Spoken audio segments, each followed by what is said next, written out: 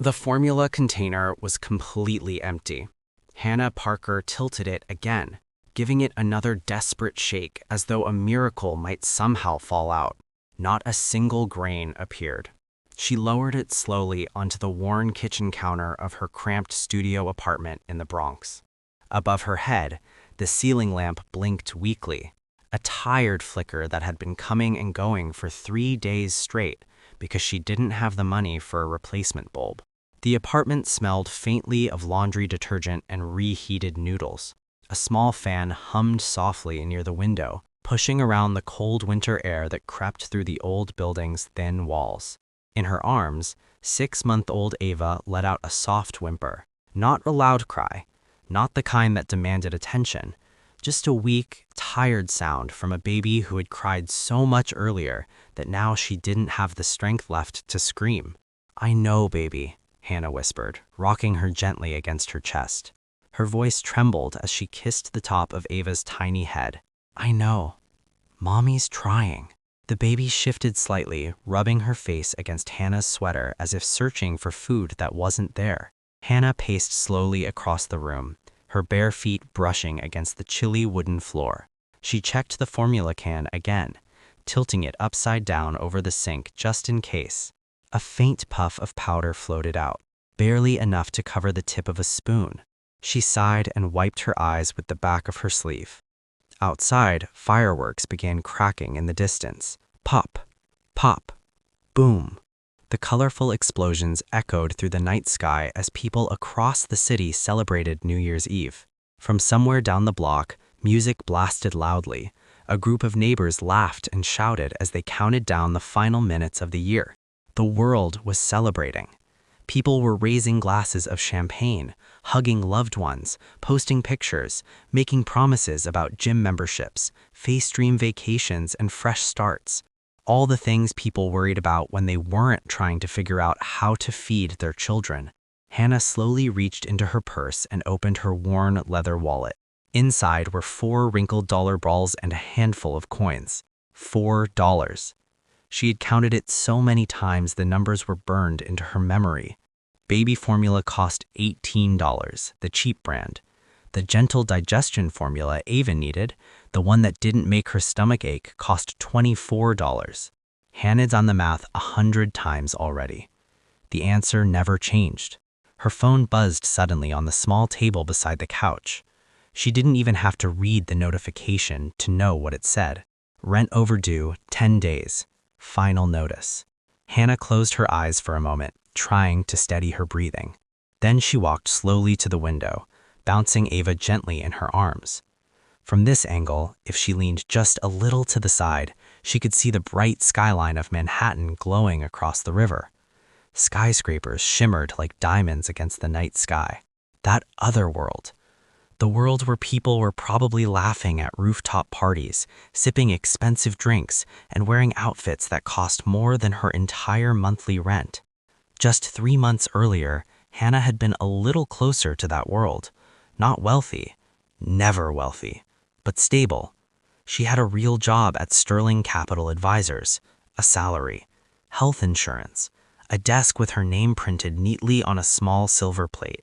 Everything seemed normal until she started reviewing account reports late one evening. Numbers that didn't match, tiny discrepancies, transactions that disappeared and then reappeared somewhere else, money flowing into vendor accounts she had never heard of before. At first, she assumed it was a simple mistake, so she walked into her supervisor's office the next morning. "Hey, Mr. Reynolds, I might be missing something," she had said politely. "Can you help me understand these transactions?" He had looked at the screen for less than 10 seconds before closing the file. "Don't worry about that," he said quickly. "Those are handled by another department." But the look in his eyes told a different story. 1 week later, Human Resources called her into a meeting. Position eliminated. Corporate restructuring. Standard explanation. They took her company laptop before she could even save her files. A security guard escorted her through the lobby like she had stolen something. That was October. This was December 31st.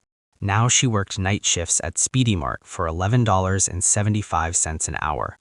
No benefits, no sick days, and a store manager who barely looked at her unless he was criticizing something she had done wrong. The numbers still didn't add up. Every week she slipped further behind. Bills stocked up, rent piled higher, savings disappeared, and now the formula was gone. There was only one person left she could ask for, one lifeline she had been saving for a real emergency: Margaret Collins. Hannah had met her at Safe Harbor Shelter nearly 2 years ago. 7 months pregnant and sleeping in her car after her ex-boyfriend emptied their joint bank account and vanished without a trace. Margaret ran the shelter. She was 68 years old with short gray hair and the kindest eyes Hannah had ever seen. Her heart seemed big enough to hold every broken soul who walked through those doors. When Hannah left the shelter after Ava's birth, Margaret pressed a small business card into her hand. "Call me any time," she had said warmly. "And I mean any time. You're not alone anymore." Hannah had never called. Sometimes pride was the only thing she still had. But tonight, Ava was hungry. Her fingers trembled as she unlocked her phone and found Margaret's number, saved 18 months ago. She began typing slowly. "Mrs. Margaret, I know tonight is busy and I'm so sorry to bother you, but I don't have anyone else. Ava's formula ran out and I only have $4. I just need $30 to get through until my paycheck Friday. I promise I'll pay you back. I'm so sorry. I'm so sorry to ask." Her thumb hovered over the screen. For a long moment, she considered deleting the message. Then, Ava whimpered again. Hannah hit send before she could change her mind. 11:45 p.m. What Hannah didn't know, what she had no way of knowing, was that Margaret Collins had changed her phone number 3 weeks earlier. The old number now belonged to someone else. 45 floors above Manhattan, Daniel Sterling stood alone in a $100 million penthouse, watching fireworks burst across the sky over a city that admired him like royalty. Everything around him reflected power and wealth. Polished marble floors imported from Italy, rare artwork displayed under soft gallery lighting, furniture so expensive it could have paid a family's rent for years. Through massive floor-to-ceiling windows, he could see Central Park stretching into the darkness, the Hudson River shimmering to the west, and the endless lights of downtown Manhattan glowing to the south. On the kitchen island sat an unopened bottle of Dom Perignon champagne. His assistant had placed it there earlier with a small note reminding him that the New Year's Eve gala at the Ritz was expecting him at 10 o'clock. Daniel hadn't gone to the gala. He told himself he was exhausted. Early meetings on January 2nd. He'd attended more than enough parties already. The truth, however, was simpler. He couldn't endure one more countdown surrounded by people who always wanted something from him: his wealth, his influence, his name printed across their charity boards. Nobody at that gala would truly see him. They would only see what he could offer them. So, he remained home alone in $90 million worth of silent luxury. His phone buzzed. Unknown number. Probably another business proposal. Another scam. He nearly dismissed it. Then the message preview caught his attention. "Ava's formula ran out and I only have $4. Daniel opened the message. He read it once. Then again, slower this time. And then a third time carefully, as if searching for the hidden trick that usually came with messages like this. But there was no trick. The words felt too raw, too humble. This wasn't the language of someone trying to cheat a billionaire. Scammers didn't apologize this much. Scammers demanded thousands. They pushed for wire transfers or crypto wallets. Not $30. Not a desperate mother begging for baby formula on New Year's Eve. Daniel leaned back against the cold marble counter, the glow from the city lights reflecting across the glass walls of the penthouse. Fireworks exploded outside again, casting bursts of red and gold across the skyline. Down on the streets of Manhattan, crowds cheered as the final minutes of the year ticked away. But up here, 45 floors above the noise, the silence felt enormous. Daniel read the message again. I just need $30 to get through until my paycheck Friday. $30. That was the automatic tip he left without thinking whenever he signed a restaurant receipt. A small, uneasy feeling shifted in his chest. Something old. Something buried. 30 years ago. Queens. A tiny one-room apartment above a noisy laundromat that ran 24 hours a day. The constant rumble of washing machines was the soundtrack of his childhood. Daniel remembered sitting on the narrow windowsill while his mother counted crumpled dollar bills on the table, trying to stretch them into another week of survival. She worked 3 jobs: morning shifts cleaning offices, afternoon shifts at a diner, night work folding laundry downstairs. And still, it wasn't enough. Not enough for rent, not enough for groceries, not enough for the medicine she needed for the cough that never seemed to go away. Daniel remembered the hunger, not the mild hunger someone felt after skipping lunch, but the deep, hollow ache of real poverty, the kind that made your head spin when you stood up too fast, the kind that taught you to ignore your stomach cramps because complaining didn't magically put food on the table. He remembered nights when his mother pretended she wasn't hungry so he could finish the last bowl of soup. And he remembered her voice. Soft, apologetic. "I'm sorry, baby. Mama's working on it." Daniel closed his eyes for a moment. His mother died 2 weeks before Christmas. Pneumonia, the doctor said. But Daniel had always known the truth. She didn't die from pneumonia. She died from poverty, from not being able to afford a day off when she was sick, from not having health insurance, from a system that chewed up people like her and left nothing behind. After that came foster homes, temporary beds, group facilities where nobody stayed long enough to learn each other's names. He survived because he had to. No one was coming to rescue him. Years later, he built sterling capital from absolutely nothing. He fought harder than anyone else because he knew what the alternative looked like. Now he had more money than most people could spend in 10 lifetimes. Private jets, luxury homes, influence powerful enough to move entire markets. But he had never forgotten that apartment above the laundromat, and he had never forgotten his mother apologizing for things that were never her fault. Daniel looked down at the phone again. Somewhere across the city, a mother named Hannah Parker was holding a hungry baby named Ava, believing she had just texted the one person who might help her, except the message had landed in the phone of a billionaire instead. Daniel exhaled slowly. Then he picked up the phone and dialed the one person he trusted with anything that required absolute discretion. The call connected after one ring. "Ethan speaking?" "Ethan," Daniel said calmly, already walking toward the private elevator that led to the penthouse garage. "I need you to trace a phone number, now." Ethan didn't ask questions. He never did. "Send it to me." Daniel forwarded the text message number.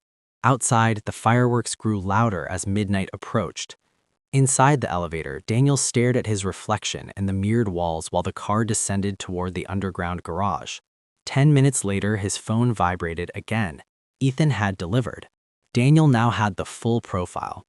Hannah Parker, 28 years old. Address, apartment 4F, 1843 Sedgwick Avenue, Riverdale, Bronx. Single mother. One daughter, Ava, 6 months old. Former accountant at Sterling Capital Advisors, terminated 3 months earlier. Currently part-time cashier at Speedy Mart.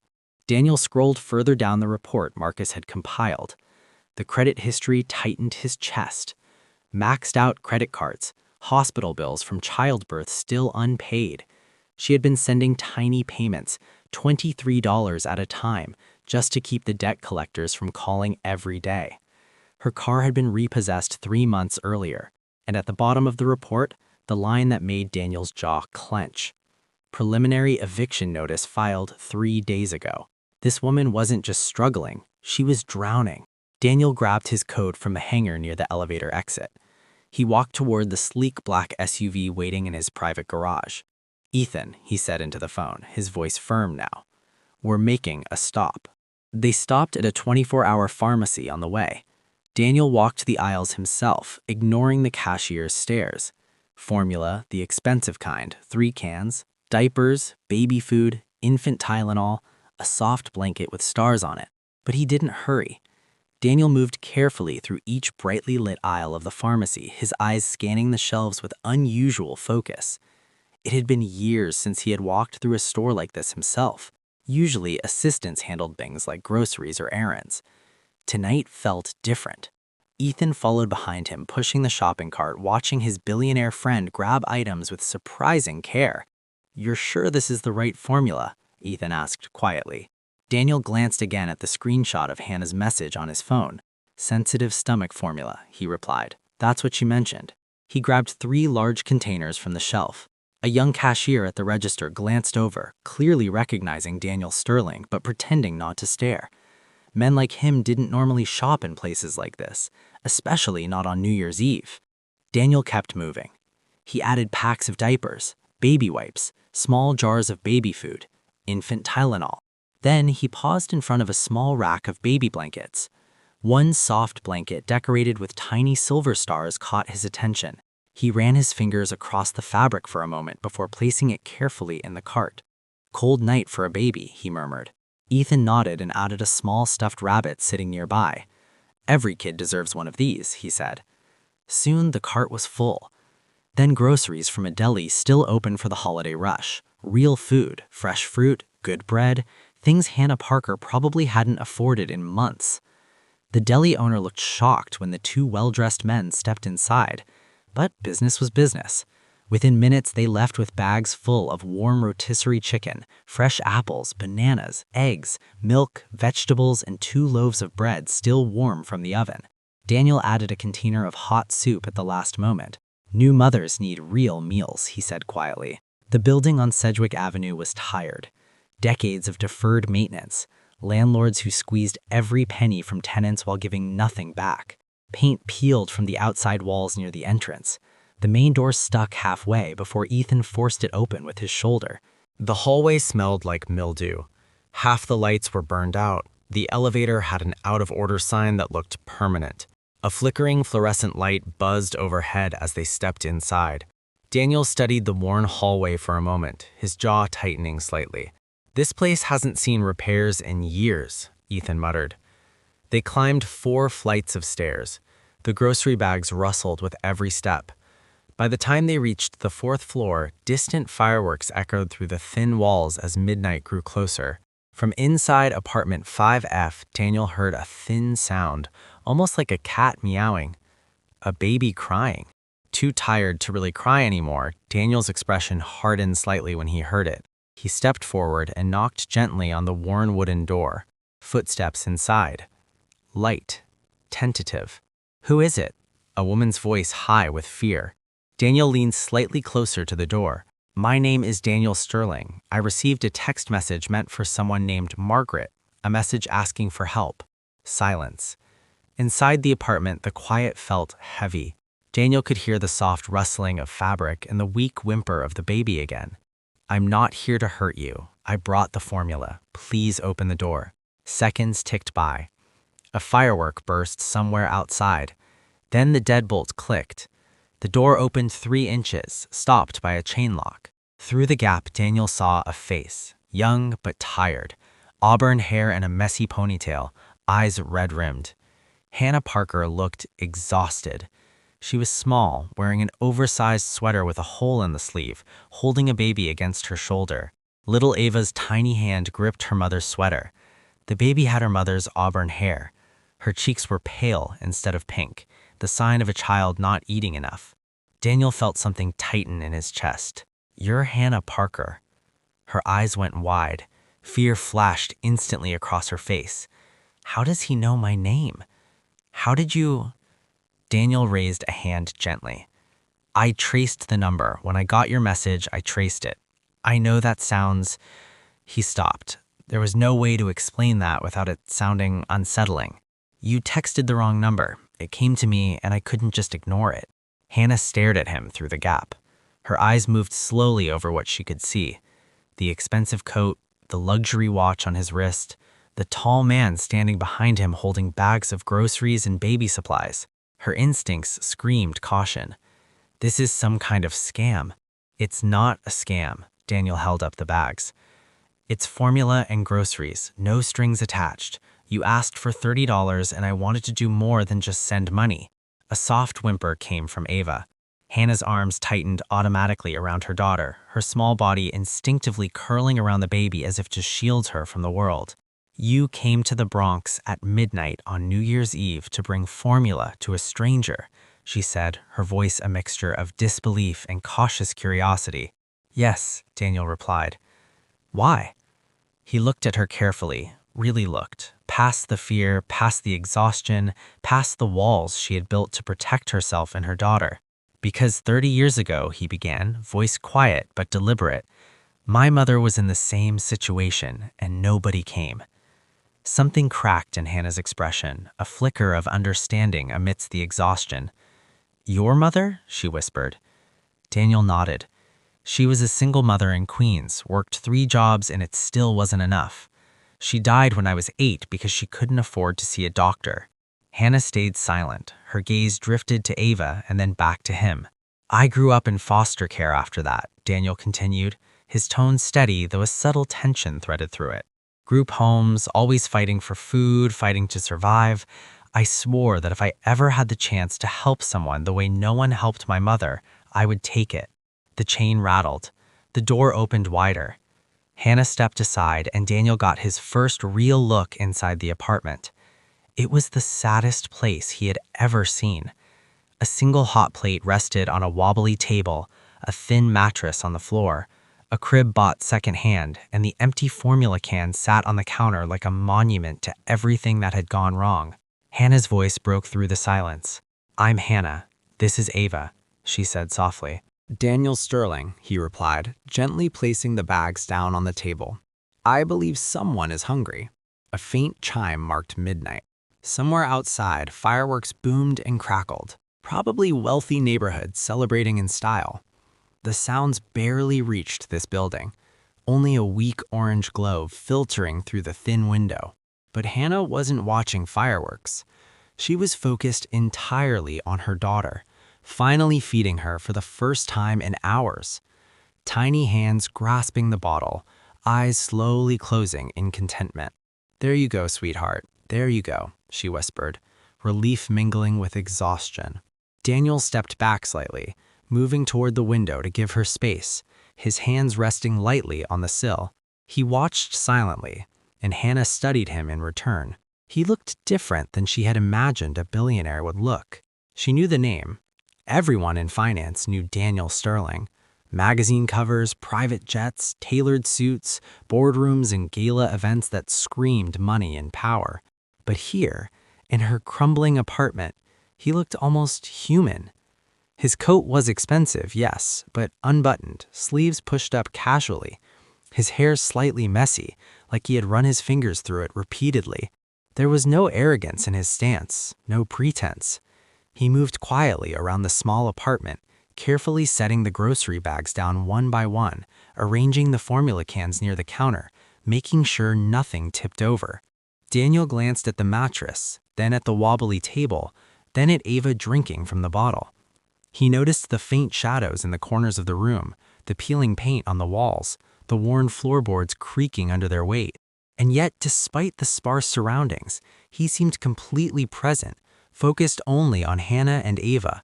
"You can sit here," he said softly, pointing to his small chair pulled up to the counter. "I'll stand. I don't want to crowd you." Hannah nodded slowly. She studied him as he leaned against the counter, hands folded loosely in front of him, eyes never leaving her daughter. He looked approachable, human, vulnerable almost, in a way she hadn't expected from someone so rich. Outside, a firework exploded in a burst of red and gold, casting brief shadows that danced across the walls. Daniel didn't flinch. He didn't seem startled by the noise, but Hannah noticed the flicker of something in his eyes that wasn't arrogance, not even curiosity, eyes holding something she had not expected. Loneliness. She recognized it because she saw it in her own reflection every day. "You didn't have to do this," Hannah said at last. "I asked for $30. "I know," Daniel replied, a faint smile touching his lips. "You also apologized 4 times in 3 sentences." Hannah flushed, looking down at Ava cradled in her arms. I don't usually, she admitted, her voice quiet. I've never asked anyone for help like that. What happened?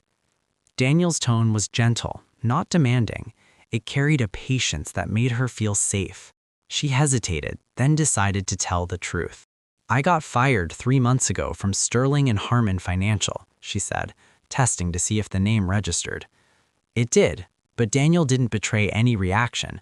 He only nodded slightly, his eyes steady. I was an accountant, she continued. I noticed things in the books, transactions that didn't add up. Small amounts, but a lot of them.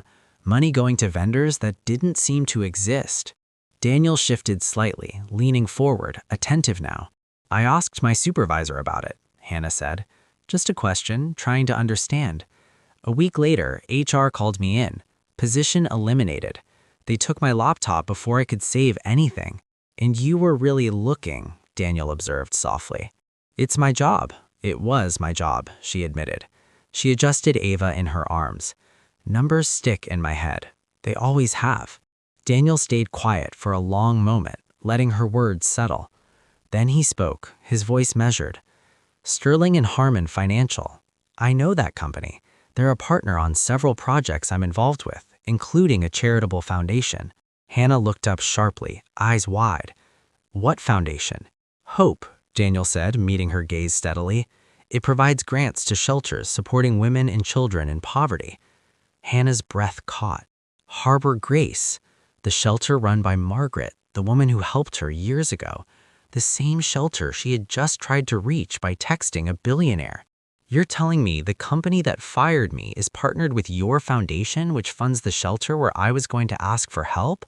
Hannah asked, disbelief and awe tangled in her voice. It appears so, Daniel said. That can't be coincidence, Hannah murmured, shaking her head. I don't believe in coincidences either, Daniel said, a hint of a smile touching his lips. He reached into his coat and pulled out a business card, cream-colored, embossed letters catching the dim light. Sterling Capital. Daniel Sterling, founder and CEO. Keep this, he said, handing it to her. When you're ready, when Ava's fed and you've had time to think, call the number on the back. If what you found is what I think you found, I need to know more. Hannah took the card, her fingers trembling slightly. She turned it over and read the numbers slowly, as if the weight of it carried something she wasn't ready to comprehend. Daniel leaned back slightly against the counter, giving her a little more space. Ava fussed again, but Hannah soothed her with soft hums and rocking motions.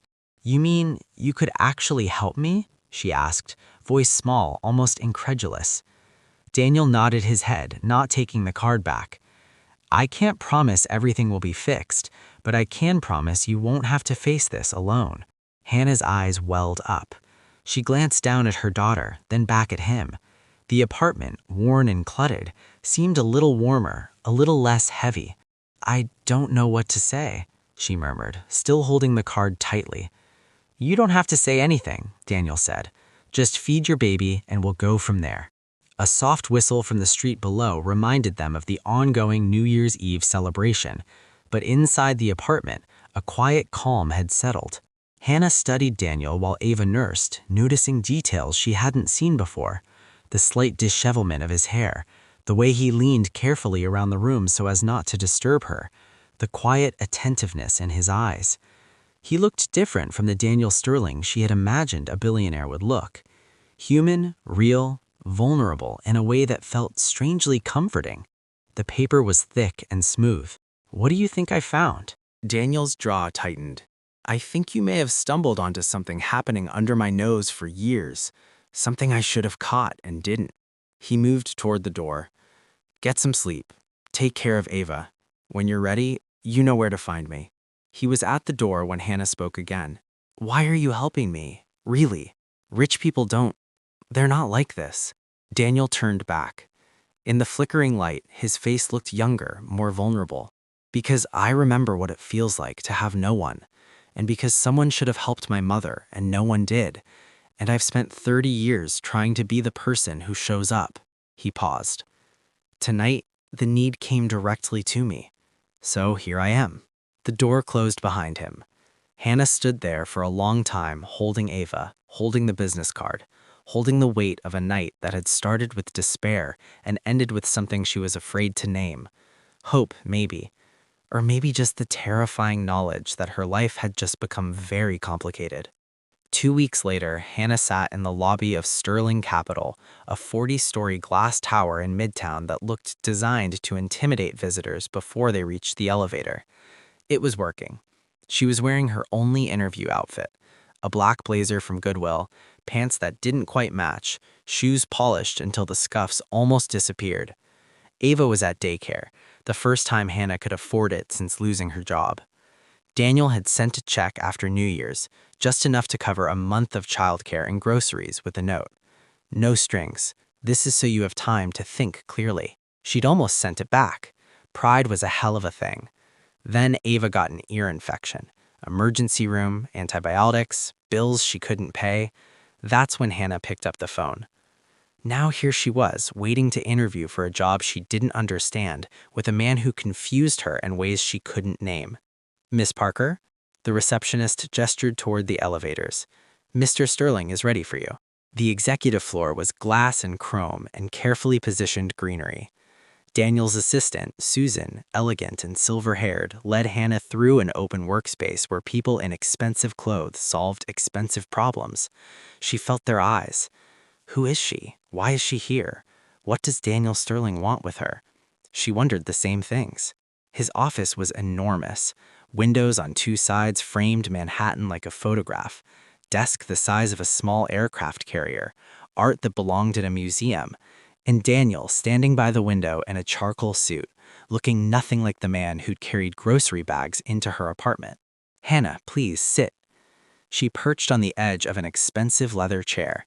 "Before we talk about work," Daniel said, taking the seat beside hers instead of behind the desk, "I want to make something clear. Whatever you decide, the help I've provided comes with no conditions. If you don't want this job, you're under no obligation. Those were gifts, not payments." She hadn't expected that. "I understand." "Good." He leaned back. "I've had my team run a quiet audit of transactions between Harmon and my Hope Bridge Foundation." Hannah's stomach dropped. "What did you find?" "Nothing conclusive, which is suspicious. The records are too clean, too perfect. In my experience, when something looks that perfect, it's been manufactured. I don't have proof. They took everything. You have your memory. You said numbers stick. They do, but I can't go to the FBI and say I remember transactions I can't document." "No, but you can help me find new evidence." Daniel's eyes met hers. "I want to hire you, not as a regular accountant. I need you working directly with me, special projects, internal investigations." Hannah stared at him. "Why me?" "You have teams of auditors, professionals with certifications, people with far more experience," she said slowly, trying to understand the reasoning behind his offer. "People who might already be compromised," Daniel replied, his tone turning firm. "The person I suspect has been here almost since the beginning." He rose from his chair and walked toward the large window overlooking Manhattan, clasping his hands behind his back as he spoke. "He has allies everywhere," Daniel continued quietly. "Inside departments you wouldn't even suspect." He turned to face her again. "I need someone I can trust, someone who doesn't owe anyone here loyalty, someone who doesn't have a history tied to this company." His gaze sharpened slightly. "Someone who already uncovered something once." Hannah shifted in her seat, still holding the edge of the leather chair. "You think you can trust me? We've only met twice." Daniel gave a small, knowing smile. "You could have asked for far more than $30, he said calmly. "When you realized who I was, you could have demanded anything. Money, a job, favors." He paused. "Instead, you spent the past 3 weeks trying to figure out how to pay me back for baby formula." His expression softened almost imperceptibly. "That tells me more about your character than any background check ever could." Hannah felt warmth rise to her cheeks. She wasn't used to being praised like that. What exactly would this job involve? Daniel walked back toward the desk and sat down across from her. He began outlining the details. "Special projects auditor," he said. "You would report directly to me, no one else." He slid a folder across the desk toward her. You would have access to all financial records connected to Sterling Capital and its affiliated foundations. Hannah opened the folder slowly. Her eyes widened slightly. The salary, she murmured. 3 times what you earned at your previous job, Daniel said simply. Full benefits. He hesitated before adding something else. And on-site daycare. Hannah blinked. Eva could stay in the same building while you work. For a moment, she couldn't speak. It was easily the best offer she had ever received, but it also felt dangerous. If I discover something, she said carefully, what happens to me? She remembered the last time she had spoken up about suspicious numbers. Last time she had lost everything. Daniel didn't hesitate. Last time you were alone, he said quietly. This time you have me. Hannah looked down at the folder again, then at her phone where a photo of Ava appeared on the lock screen. She thought about the bills stacked on her kitchen counter, about Harbor Grace Shelter and all the women depending on donations that might be quietly disappearing. Finally, she looked back at Daniel. When do I start? The first month was observation, learning the systems, learning how the company worked, learning the rhythms of the building, who arrived early, who stayed late, who avoided certain departments. She learned to walk through hallways where employees glanced at her and whispered quietly, "Who is she? Where did she come from?" The woman no one seemed to know. But Hannah also learned to watch someone else, Richard Lawson. Daniel had never told her exactly who he suspected, but Hannah wasn't naive. The chief financial officer of Sterling Capital was 52, silver-haired, charming, and dangerously persuasive. People listened when he spoke. They agreed with him without questioning. He had been Daniel's partner almost from the beginning, one of the first investors and one of the architects behind the company's explosive growth. He was also the man responsible for signing off on every charitable distribution connected to the foundation. One afternoon in the break room, Hannah felt a presence behind her. "Miss Parker?" She turned. Richard Lawson stood there with a polished smile that somehow failed to reach his eyes. "I don't believe we've officially met," he said smoothly. "Richard Lawson." "Mr. Lawson," Hannah replied politely. "Nice to meet you." He leaned casually against the counter, watching her closely. "Daniel tells me you're working on special projects," he said lightly. "Very mysterious." His tone sounded friendly, but something beneath it felt probing. "What exactly are these special projects?" Hannah kept her voice neutral. "Mr. Sterling has me reviewing internal reports." "Of course," Lawson said, smiling again. "Well, if you ever need anything, my door is always open." He gave her a final look before leaving the break room. Hannah waited until he disappeared around the corner before pulling out her phone. She typed quickly. Lawson introduced himself, asked about my work. Daniel's reply came seconds later. "We knew he'd notice. Be careful." Weeks turned into months. Hannah settled into a routine. Daycare drop-off at 7:45, work until 6, dinner, bath time, and sleep. The pattern became steady, almost comforting after the chaos of the previous year. Each morning, Hannah carried Ava through the bright lobby of Sterling Capital's daycare center, kissing her tiny forehead before handing her gently to the caregivers. Ava had grown stronger in the past months. Her cheeks were fuller now, her laughter louder. Watching her daughter grow healthy again filled Hannah with quiet relief. And somewhere between spreadsheets, audits, and long reports, she slowly began to know Daniel Sterling. It started with late nights. Hannah often remained after 6 following small irregularities buried deep inside financial data. The office floors would grow quiet as employees left one by one, the hum of computers and the distant city noise becoming the only sounds. Daniel worked late hours too, not because he needed to, but because he seemed to have nowhere else to go. More than once, Hannah would glance up from her screen and notice the light still glowing from his office. Sometimes he would walk out with 2 cups of coffee and silently place one beside her keyboard. "Still chasing numbers?" "Still hiding them?" she would answer with a small smile.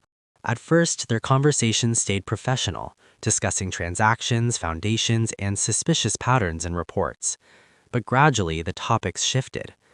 One evening, the office was nearly empty, the lights dimmed except for their corner of the floor. Manhattan shimmered outside the windows like a sea of gold. "Tell me about your mother," Hannah asked quietly. Daniel meant still.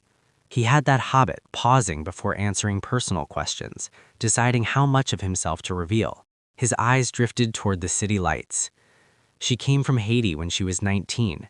No money, barely spoke English. He gave a faint smile. But she had this belief that life could improve, that if she worked hard enough, she could build something better. Did she? Hannah asked softly. She tried. Daniel rested his arms on the back of a nearby chair. 3 jobs. Sometimes I barely saw her. He looked down at the floor for a moment. But when she was home, his voice softened slightly. She was completely present. She would tell me stories about Haiti, about our family history, about the kind of man she hoped I would become. Hannah listened quietly. Her thoughts drifted to her own childhood, her mother coming home exhausted from double shifts at the factory, her hands rough and cracked, yet still sitting beside Hannah at the kitchen table to help with homework. How did she die? Hannah asked gently. Pneumonia. Daniel's voice grew quieter. It started as a cold she couldn't afford to take time off for. By the time she finally went to a clinic, it had already spread too far. I'm sorry. He shrugged faintly. It was 30 years ago.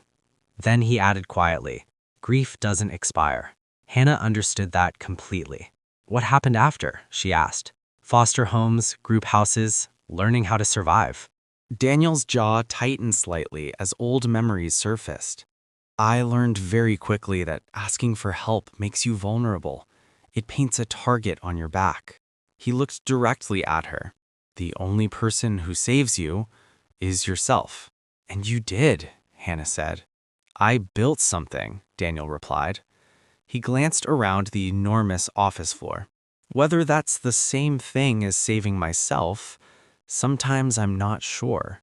He leaned back against the desk and looked out at the glowing skyline again. All this wealth, all this influence. His voice lowered slightly. And sometimes I still feel like that 8-year-old boy waiting for someone to come back for him. Without thinking, Hannah reached forward and gently touched his hand resting on the desk. It was the first physical contact between them since the night he had brought groceries to her apartment. Daniel looks down at her hand resting lightly on his. He didn't pull away. You came for me, Hannah said quietly. That night, you didn't have to. Daniel remained silent. You needed help, he said after a moment. So did I, Hannah replied softly. The words felt strangely true. You were alone and not penthouse with an unopened bottle of champagne, she continued, and you drove all the way to the Bronx because a stranger's message made you feel less alone. Daniel exhaled slowly, a small crack in his usual composure. Maybe, he admitted. They sat in silence after that, her hand resting gently on his, both of them watching the endless lights of the city below. Something subtle was changing between them, something quiet, fragile, and dangerous. One night, Ava got sick. Hannah had to leave early. Daniel didn't just let her go. He drove her home, bought medicine, stayed until Ava's fever broke. The evening had turned chaotic quickly. Hannah had rushed out of Sterling Capital with her bag barely zipped, her heart racing after the daycare called. Ava's temperature had climbed too high, and the caregivers suggested she take her home immediately. Daniel had noticed the panic on her face before she even reached the elevator. Is everything all right? He had asked. Ava's sick, Hannah said quickly, trying to keep her voice steady. They said she has a fever. Without hesitation, Daniel grabbed his coat and keys. I'll drive. The ride through the city was tense. Traffic lights blurred past while Hannah sat in the passenger seat, clutching her phone, waiting for updates from the daycare staff. When they arrived, Ava was flushed and restless, her tiny body hot against Hannah's shoulder. Daniel frowned when he felt the baby's forehead. She needs medicine. He stopped at a late-night pharmacy before taking them home, returning with children's fever medicine, electrolyte drinks, and even a small stuffed bunny he had spotted near the register. Back at Hannah's apartment, he helped heat water, read the instructions on the medicine bottle, and held Ava gently while Hannah prepared the dose. For hours, they sat together in the small living room. Daniel stayed long after most people would have left. He paced quietly while Hannah rocked Ava in her arms, occasionally checking the baby's temperature again. You don't have to do this, Hannah said finally, her voice tired but warm. I know, Daniel replied softly, "but I want to." Hours later, Ava's fever finally began to fall. The baby slept peacefully in Hannah's arms, her breathing slow and steady. Daniel sat quietly nearby, watching them both. That was the first time Hannah allowed herself to think that maybe Daniel wasn't just her employer. By March, Hannah had discovered the pattern. It was clever, almost beautiful in its design. Whoever had created the scheme understood financial systems perfectly. The theft was subtle. Small amounts moved quietly through the books, never large enough to trigger automated alerts. The funds were spread across dozens of vendors. Many appeared legitimate at first glance. But when Hannah traced the transactions deeper, the money began to shift through shell companies across multiple jurisdictions. The trail eventually disappeared into legal gray zones designed to stop investigators. But Hannah's memory never allowed trails to go cold. She remembered vendor names from her time at Harmon Financial. Late one evening, she froze when reviewing a list. The same vendor names, or ones suspiciously similar, appeared inside Hope Bridge Foundation's records. Her pulse quickened. She started cross-checking everything. Hour after hour, she compared spreadsheets, transaction numbers, and vendor registrations. The more she looked, the clearer the pattern became. Someone had been stealing from the foundation for years. Millions of dollars that were meant for shelters, children's programs, and struggling families had been quietly redirected into hidden accounts. Accounts Hannah was slowly tracing back to their source, and every authorization signature led to one person, Richard Lawson. She presented her findings to Daniel after hours. The office was silent except for the faint buzz of computers. "This is Lawson," Hannah said firmly. She spread stacks of printed reports across his desk. "The shell companies lead back to organizations he secretly controls." Daniel leaned over the papers, studying them carefully. "The timing matches his travel schedule," Hannah continued, pointing to another sheet. "And these transaction patterns are identical to what I saw at Harmon." Daniel's expression remained calm, but tension tightened his shoulders. "How long?" he asked quietly. "At least 5 years," Hannah replied, "possibly longer." "How much?" Hannah had already done the calculations. "Between $12 and $15 million. Daniel slowly set the documents down. "Richard Lawson," he murmured. His voice carried something deeper than anger. "I trusted him with everything." He walked toward the window, staring out at the city lights. "He was there when I had nothing," Daniel continued quietly. "Just a young man with an idea and no support. He believed in me before anyone else did." "I'm sorry," Hannah said softly. "Don't be," Daniel replied. "You did your job." He turned back toward her.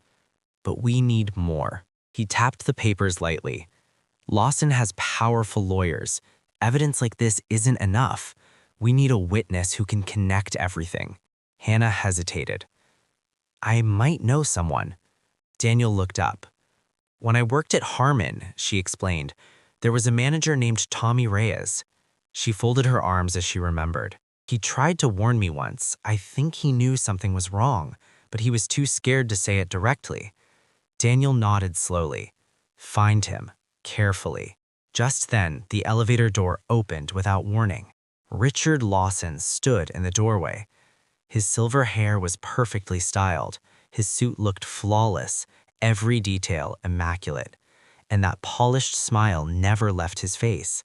"Working late?" he said casually. "I noticed the lights were still on." Hannah's heart jumped, but she forced herself to stay calm. The documents were turned toward Daniel's side of the desk. Lawson couldn't see the details, only the appearance of routine reports. "Just quarterly reviews," Daniel replied smoothly. "Hannah has a talent for spotting inconsistencies." "Does she now?" Lawson's eyes shifted toward Hannah. "I've been meaning to speak with you, Miss Parker." His smile remained friendly, but something colder hid behind it. "Perhaps you could spare some time tomorrow." "Of course," Hannah said calmly. "Let Susan know." Lawson nodded, his smile never wavering. "Don't stay too late, you two. Nothing here is worth losing sleep over." Richard Lawson said it casually from the doorway, his polished smile still fixed in place. Then he turned and walked down the hallway, the sound of his expensive shoes echoing softly against the marble floor. The elevator doors slid open and swallowed him. Hannah didn't breathe until the elevator closed. Her chest finally rose in a shaky inhale. "He knows," she said quietly. "He's watching me." Daniel's eyes darkened as he stared at the closed elevator doors. "Then we move faster." A week later, Lawson cornered Hannah alone in her office. The evening floor was nearly empty, most employees already gone for the day. Papers covered Hannah's desk while spreadsheets glowed across her computer screen. A slow knock sounded against the doorframe. She looked up. "Miss Parker," Lawson said smoothly as he stepped inside. "I hear you've been working very hard." Hannah kept her voice steady. "That's my job." Lawson smiled, though the expression never reached his eyes. "I'll be direct," he said calmly, folding his hands behind his back as he walked slowly around her office. "You have a young daughter." Hannah's fingers tightened slightly on the edge of the desk. "You just found stability, a good job, security." He leaned closer, lowering his voice. "Don't let curiosity destroy that." Hannah's blood turned cold. "Some questions," Lawson continued softly, "once asked, cannot be taken back." He straightened his jacket. "Think carefully about which ones you want to ask." Then he walked out as calmly as he had entered. That night, Hannah told Daniel about the encounter. They sat in his office long after dark, the city lights glowing beyond the glass walls. Daniel's jaw tightened with fury. Not at Hannah, at Lawson's arrogance. "He just exposed himself," Daniel said sharply. "If he were innocent, he wouldn't threaten you." Hannah nodded slowly. "So what now?" Daniel's voice hardened.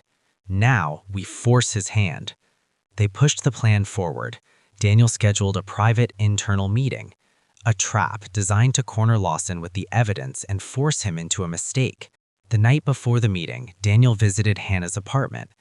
Ava was already asleep in her crib, soft breathing filling the quiet room. Hannah closed the door gently after checking on her daughter.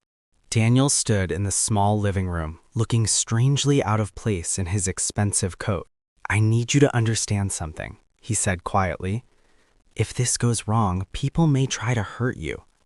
Hannah looked at him carefully. "I can protect you," Daniel continued, "but you have to want that protection." Hannah studied his face for a long moment.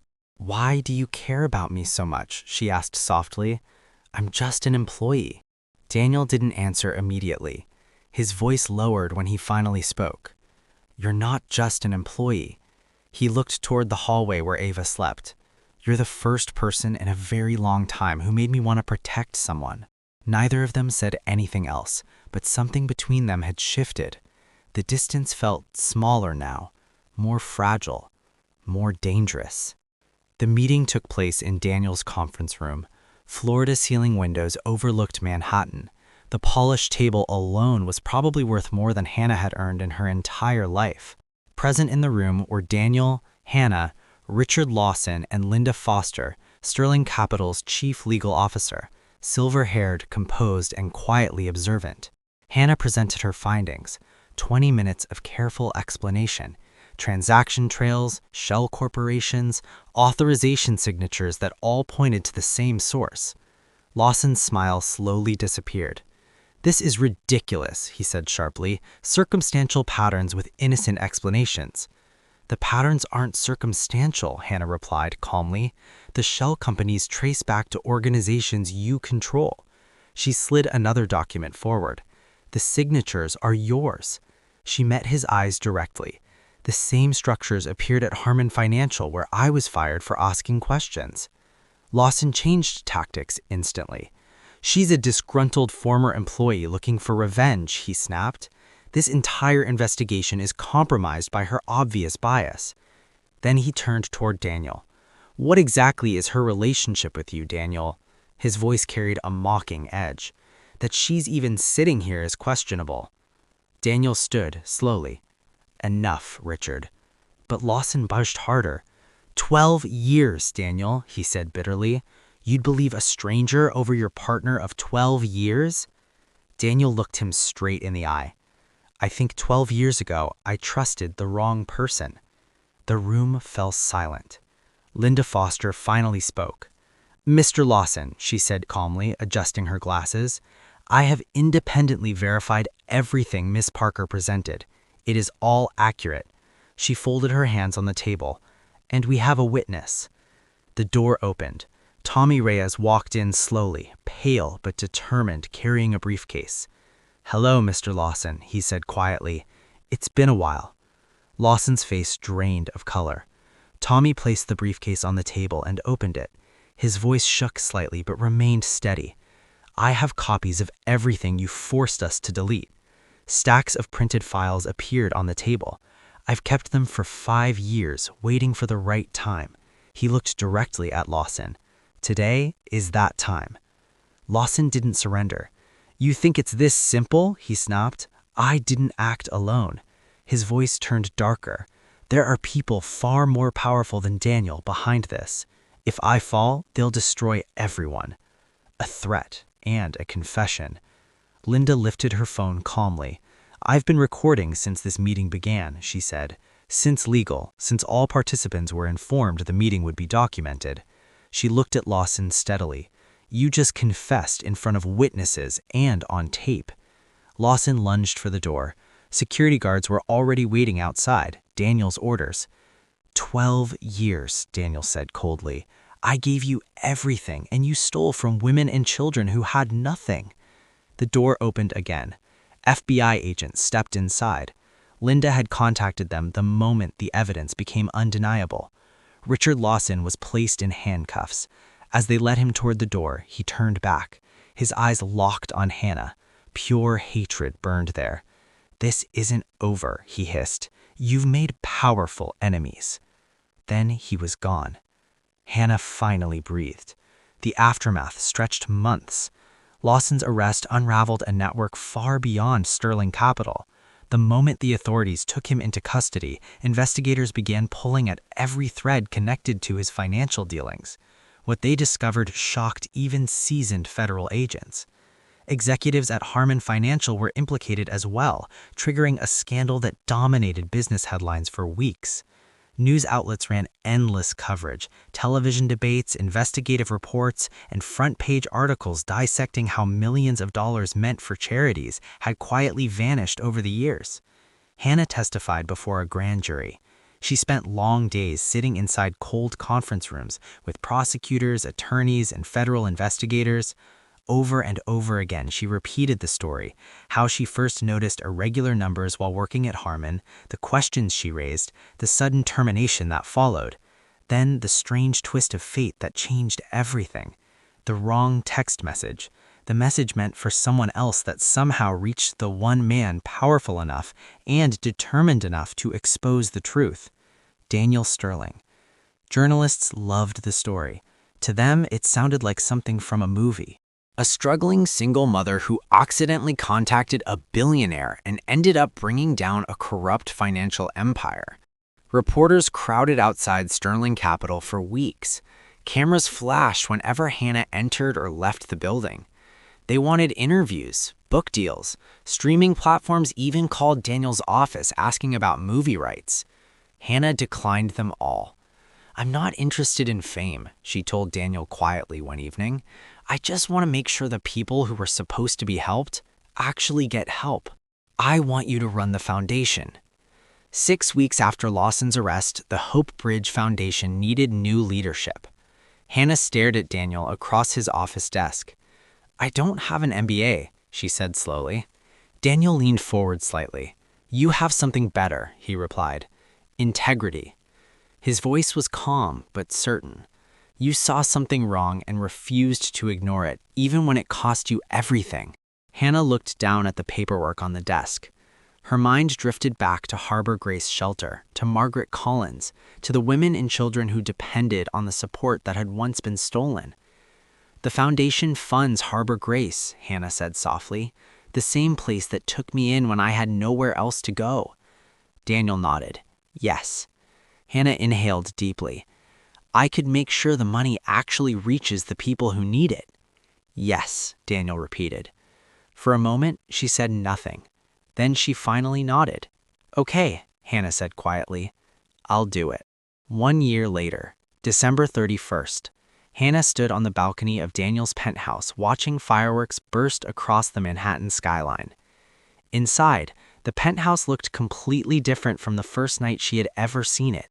It was no longer quiet and empty. Now the walls held framed photographs, Hannah and Ava at the park, laughing at the zoo, celebrating birthdays and holidays together. Ava's high chair sat near the kitchen table. Colorful toys were scattered across the living room floor. Baby gates protected the hallways. The once perfect penthouse now carried the beautiful chaos of a home that was truly lived in. "Exactly 1 year, Daniel said, stepping beside her on the balcony. "Since you sent that text." Hannah laughed softly. "Since I accidentally asked a stranger for $30. She shook her head at the memory. "I was so embarrassed when you showed up at my door." "You were terrified," Daniel said gently, "but you still let me in." Hannah smiled faintly. "I didn't have much choice. Ava was hungry." "You always have choices," Daniel replied quietly. His voice softened. "You could have refused help. You could have tried to handle everything alone." He looked out across the sparkling city. "Instead, you took a chance on the possibility that life could be different." The clock on Daniel's phone reached midnight. Fireworks exploded across the skyline, lighting the night with brilliant colors. "Happy New Year, Hannah." "Happy New Year, Daniel." He kissed her, soft, steady, and certain. Inside the apartment, Hannah's phone buzzed. She glanced down. A text message from Margaret Collins. "Happy New Year, sweetheart. I saw the article about the expansion of your foundation. Your mama would be so proud. So am I." Hannah smiled as tears pricked the corners of her eyes. 1 year ago, she had been alone and desperate, typing a message meant for someone else. The miracle arrived anyway. It looked like a man standing in her doorway with baby formula and eyes full of old wounds. It looked like a new career, a new purpose, and the chance to help people who had once helped her survive. It looked like falling in love with someone who understood that wealth means nothing without connection, and that power means nothing without purpose. Ava stirred in her sleep. The soft sound came through the baby monitor resting on the table. Hannah heard Daniel's breath catch the way it always did. "I should check on her," Hannah said. "Let me," Daniel replied, gently releasing her hand. "I've got it." She watched him walk down the hallway. The billionaire who once believed he would never have a family, now heading toward the nursery where a child who wasn't his by blood had somehow become his in every way that truly mattered. Hannah's phone buzzed again. Another message from Margaret Collins. "P.S. Thank you for the new funding. The shelter is going to help so many more people. You've done good, Hannah." Hannah typed back. "Thank you, Mrs. Margaret. I had a lot of help." From the baby monitor, Daniel's gentle voice drifted through the speaker. "Hey, little one, it's okay. I'm here." Hannah smiled and stepped inside. The new year had already begun. And so a wrong number became the right destiny. Sometimes miracles don't come from heaven. They come from strangers who choose to care. Thank you for staying till the end. If this story touched your heart, please like and subscribe for more powerful stories every week. Your support means everything.